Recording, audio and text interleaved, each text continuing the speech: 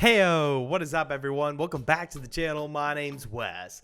Thank you guys for tuning in and listening to another story by yours truly. I did one in a video a while back and you guys really liked it, so I'm going to keep doing it, okay? I'm going to be uploading one story a week at least and seeing where it goes. I don't have an unlimited supply of stories, but I do have quite a few, which is surprising because I've only lived on this planet for 25 years.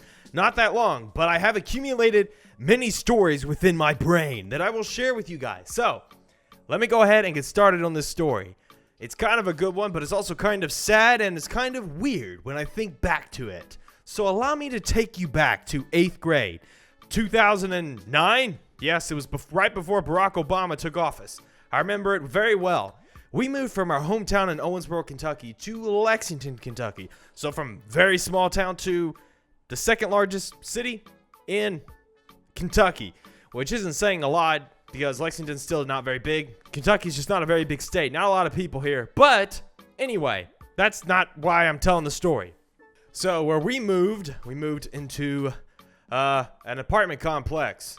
Yes, in 8th grade, we moved from a large house to an apartment complex, 2 bedrooms. My entire family living in the apartment. Didn't know that that was not an ideal situation, only being an 8th grader. Maybe you find yourself in that same situation, but you know what? It's all right because we made the best of it. I can look back and say, yes, 8th grade year of my life when I was 13 years old was one of the best years of my life. Anyway, best year of my life. Anyway, let's go ahead and go into the details of the story. So where we were living on the University of Kentucky's campus because my dad was doing research for UK in physics because he's a genius. Anyway, right behind our apartment complex was something called the Arboretum. And the portion of the Arboretum that was right behind our apartment complex was woods. It was basically a huge forest that had trails going through it, right? This is like a kid's paradise, by the way.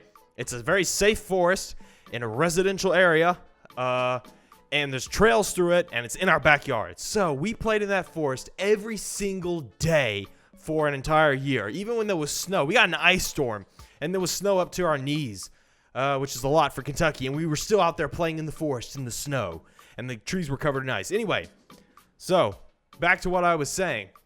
My brother and I, you know Beastie. All of you all know who Beastie is. Me and Beastie were very creative kids.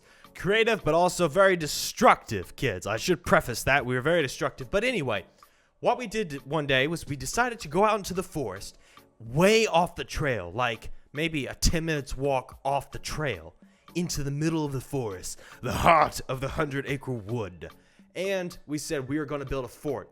We actually saw a bunch of videos on YouTube of how to build like a log cabin, a makeshift shelter in the woods. And it basically involves taking big branches of trees or logs, shaving the ends down like with a knife so they're sharp, and you stick them in the ground, and you build corners basically where a wall's going to be. And then you take branches, like smaller branches, and weave them in between the logs. Anyway, I'll show you a picture of it. It's right there. That's what it looks like.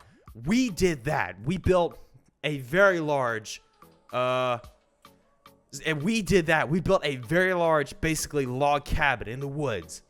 And we were actually in the end stages of building a door and a roof over it. It was the coolest thing anyone has ever built. That's what we thought. I still think it's true because we were just children and we still built an awesome fort in the woods. Anyway, we did not realize that the Arboretum Forest was a preservatory of nature and wildlife. So the most heinous crime one can commit against an arboretum is to disturb the ecosystem. And we found this out the very hard way. And I'll tell you about that in just a second. So, right when we were building this fort, we were almost done. There was a girl that was walking through the forest. She walked through there every single day. College student. She worked for the University of Kentucky's newspaper and saw us building this fort and walked over to us and said, "Hey, this is so cool. You guys are doing something that's awesome. Most middle schoolers are in there playing video games, and you kids are in here building a fort in the forest. Like, who raised you? This is so cool." And she said, "What is your names? What school do you go to? What gave you this idea? Did you just come up with this?" And anyway, we were like telling her this stuff, and she was like, "Well, we're gonna print this in the newspaper. This is so cool. I'm gonna come back with my friend who has a camera. We're gonna take pictures of this because this is just so awesome." Right after she left, a man bearing the image of Saruman the White, walked up. He had a full white long beard, long white hair, hasn't been cut probably in a decade. Walks up. Let me explain his attire. He's wearing a bright pink button-down shirt that's short-sleeved. He's wearing white shorts up to his mid-thigh and gray socks over his knees, okay? And hiking boots. So he looked like a hippie. I want to say this in the most respectful way ever possible without offending anyone, but he looked like he loved planet Earth a little bit too much, maybe. Oh, he was also wearing a white plinth helmet. Plinth helmet, yeah, that's what it's called. People don't wear them now. They wore them 100 years ago, but for some reason he was wearing them. He walked up to me and spoke in a booming voice like Saruman and said, "How dare you disturb this ecosystem?" Basically, not quite that booming, but he looked at me in the eye and said, "You are destroying the habitat, creatures, plant life, insects, and small rodents are suffering because of your iniquities."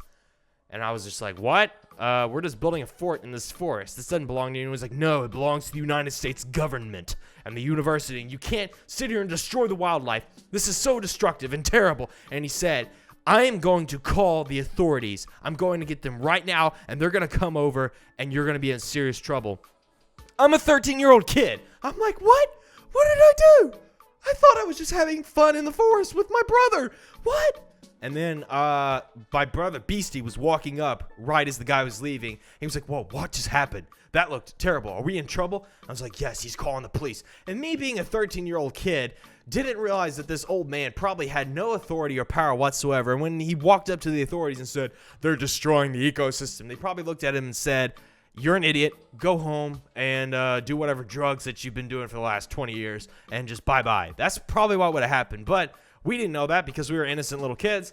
My brother and I said, okay, we got to dismantle this and destroy the evidence. So we literally dismantled an entire fort in about 5 minutes. And not only did we just like dismantle it, we picked up individual pieces of the fort, like a log in one hand and a bunch of branches in the other, and went to all different corners of the forest. Like, I don't know how big the forest is. Maybe about a mile in either direction, which was a lot when you're 13 years old. Walked to each corner of it basically and dropped off the remnants of our fort. So we spread it out, and when the dude came back, which I'm guessing he did, we didn't stick around, he would have been like, whoa, was I hallucinating all of this? Did I invent it all? And we were like, wow, that's awesome that we were able to do this, and now we're not going to get in trouble and we're safe. Whew. Okay, fast forward to my last year at the University of Kentucky, studying biology and chemistry. I take an ecology class that is required for my major for biology. Ecology is the study of life, essentially, right? And all that details that it entails. Anyway, in my ecology class, guess where we go to? We go to the Arboretum.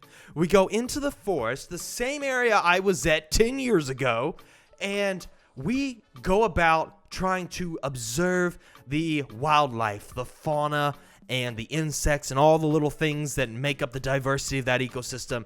And we do it in such an invasive way. We sit there and take spikes, plant them in the ground, rope off areas, flag off areas, get down on our hands and knees, dig up the ground and the dirt, look through the soil. We basically just ransacked a portion of the Arboretum, destroyed it. 50 of us students walking around in boots, just trampling over everything.